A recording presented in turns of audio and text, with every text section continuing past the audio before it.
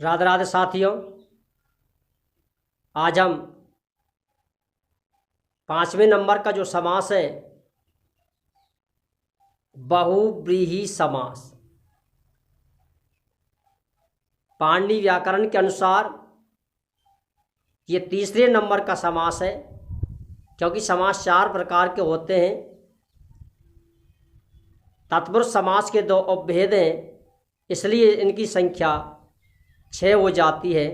लेकिन पाणिनि जो व्याकरण थी, लघु सिद्धांत कौमुदी के अनुसार यदि प्रश्न पूछा जाता है,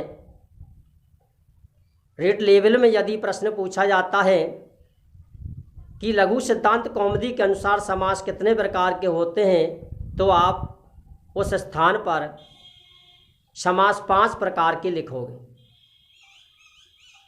लघु सिद्धांत कौमुदी के अनुसार समास 5 प्रकार के होते हैं। साधारणतः समास 4 प्रकार के होते हैं। ये चौथे नंबर का समास है। क्रम के आधार पर यह 5वें नंबर का समास है और जिसका नाम है बहुव्रीहि समास। बहुव्रीहि समास, इसका सबसे पहले आपको देखना है कि इसका लक्षण क्या है, यानी बहुव्रीहि समास किसे कहते हैं। अन्य पदार्थ प्रधानो बहुव्रीहि, अन्य पदार्थ जिसमें किसी तीसरे पद की प्रधानता होती है। क्योंकि समास में पद 2 होते हैं, पूर्व पद और उत्तर पद। जिस समास में किसी तीसरे पद की प्रधानता होती है उसे हम बहुव्रीहि समास कहते हैं। लक्षण में कहीं कहीं अन्य पदार्थ प्रधानो बहुव्रीहि से चतुर्थ ये भी लिखा है, लेकिन मुख्यतः जिसमें अन्य पद की प्रधानता होती है, पदार्थ माने पद, जिसमें किसी तीसरे पद की प्रधानता होती है, दोनों पद मिल जाते हैं लेकिन दोनों पदों का अर्थ कोई अन्य निकलता है, तो वहां बहुव्रीहि समास होता है। बहुव्रीहि समास ये 2 प्रकार का होता है। नंबर 1, समानाधिकरण बहुव्रीहि। समानाधिकरण, इसका मतलब है कि जिसके दोनों पदों में समान विभक्ति होती है।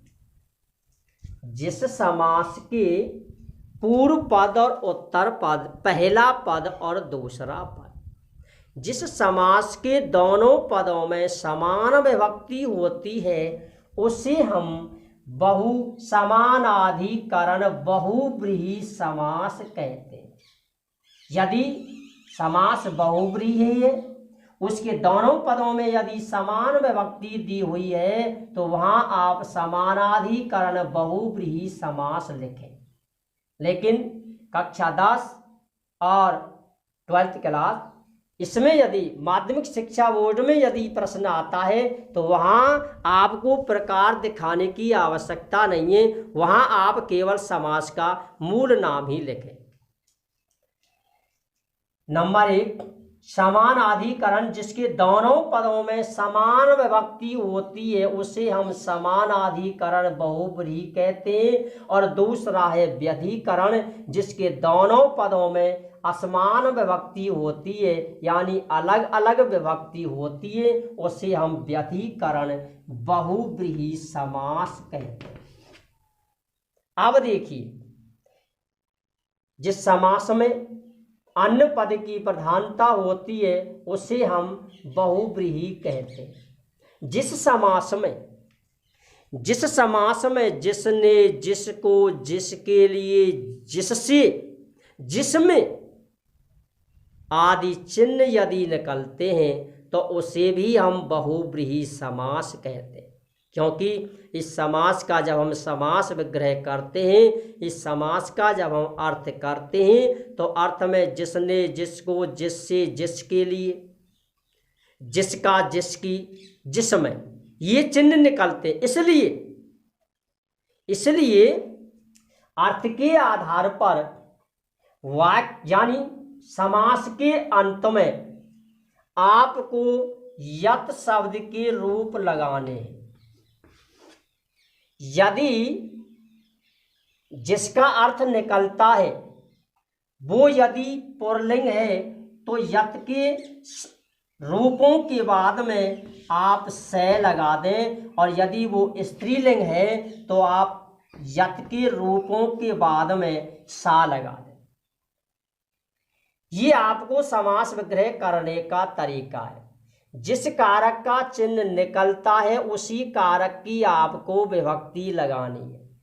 समानाधिकरण बहुब्री, इसमें तो आपको समान विभक्ति ही लगानी है, क्योंकि इसमें जो विभक्ति अधिकांशतः जो विभक्ति होती है वो उत्तर पद में जो विभक्ति लगी है उसी विभक्ति का आपको प्रयोग करना है।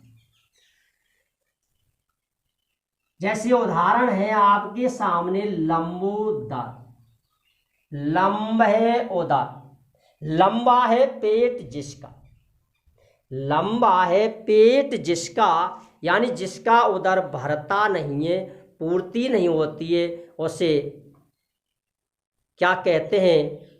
उसे बुद्धि के दाता श्री गणेश कहते हैं। इसमें विभक्ति लगी हुई है प्रथमा, इसलिए इसमें भी आपको प्रथमा ही विभक्ति लगानी है। इसका जब समास विग्रह आप करोगे तो इसका होगा लंबम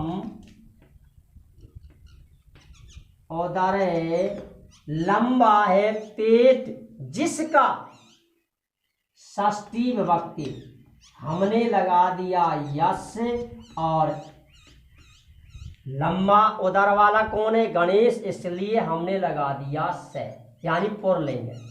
महात्मा, अब देखिए जिन शब्दों के प्रारंभ में महाशब्द लगा हो तो संज्ञा की लिंग के आधार पर आप उसे महान, महती और महत में बदल दें तो आत्मा पुल्लिंग है, इसलिए हमने बदल दिया महान में।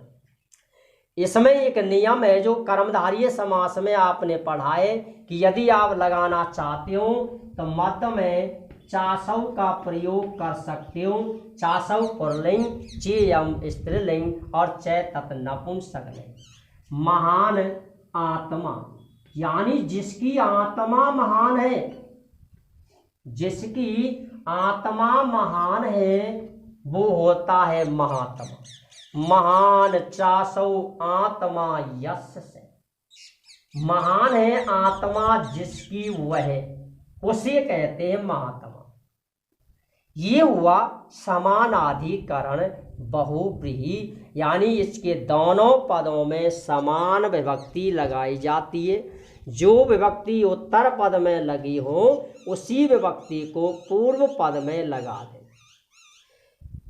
प्रकार आता है दूसरा व्यधिकरण, यानी जिसके दोनों पदों में अलग अलग विभक्ति होती है उसे हम व्यधिकरण बहुव्रीहि कहते हैं।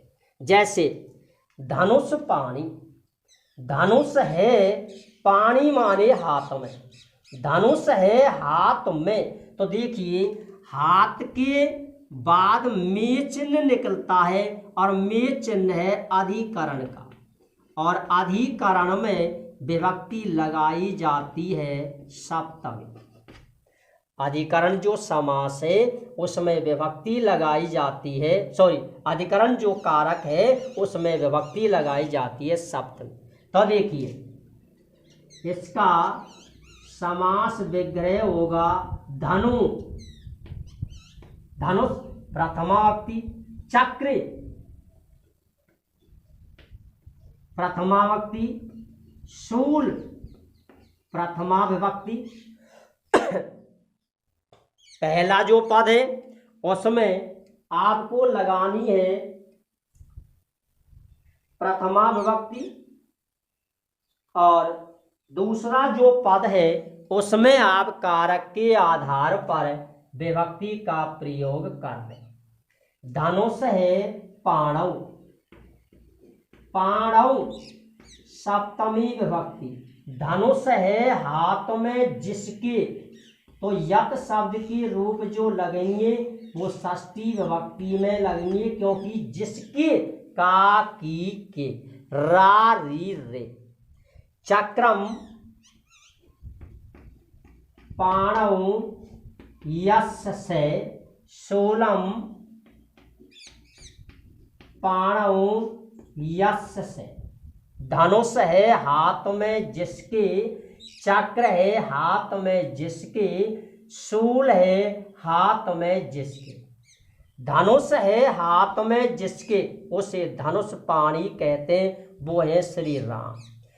चक्र पाणी चक्रम पाणौ यस्य से, चक्र है हाथ में जिसके उसे विष्णु कहते हैं। शूलम पाणौ यस्य से, शूल है यानी त्रिशूल है हाथ में जिसके उसे भगवान शिव कहते हैं। इस प्रकार से आप बहुव्रीहि समास के उदाहरणों को समझ सकते हो। समास विग्रह से समस्त पद कर सकते हो, समास विग्रह से समस्त पद और समस्त पद से समास विग्रह करते समय आप जो नियम हमने आपके लिए दिए हैं उन नियमों का विशेष ध्यान रखें। समस्त पद से जब समास विग्रह आपको करना है तो अंत में यत शब्द के रूपों का प्रयोग करना है। यदि जिसका अर्थ निकलता है वो पुल्लिंग है तो आप से लगा दें, स्त्रीलिंग है तो आप वहाँ सा लगा दें, और नपुंसक लिंग यदि है तो आप वहाँ तत् का प्रयोग कर दें।